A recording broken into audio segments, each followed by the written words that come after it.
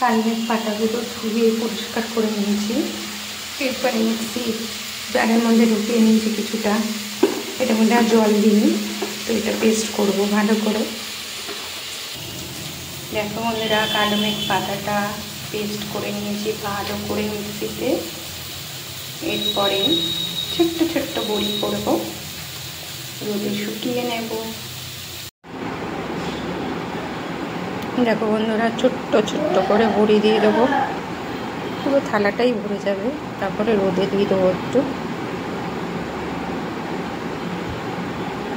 এরমভাবে বড়িগুলো দিয়ে নেব। তো এইরকম বড়ি ছোটোবেলায় আমরা প্রচুর খেয়েছি। রোজ সকালবেলা খালি পেটে একটা করে বড়ি, এটা মাস্ট ছিল আমাদের খাওয়া। আমার ঠাকুমা ছোট্ট ছোট্ট বড়ি করে রাখতো, এরমভাবে রোদে শুকিয়ে রাখতো আমাদের খাওয়ার জন্য। আর আমরা রোজ সকালবেলা একটা করে জল দিয়ে গিলে খেয়ে নিতাম।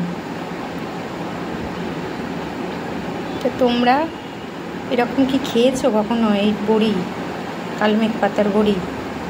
পেটের জন্য তো ভীষণ ভালো, লিভারের জন্য খুবই ভালো। তো ওই জন্যই ভাবলাম যে বাড়িতে যখন এত হয়েছে, মেয়েকে একটু খাওয়াই। এখনকার বাচ্চারা তো এইসব খেতেই চায় না, শুধু ওষুধের উপর নির্ভরশীল। এই জন্য বাড়িতে হয়েছে যখন, তখন একটু বড়িগুলো করে রাখি, খাবে।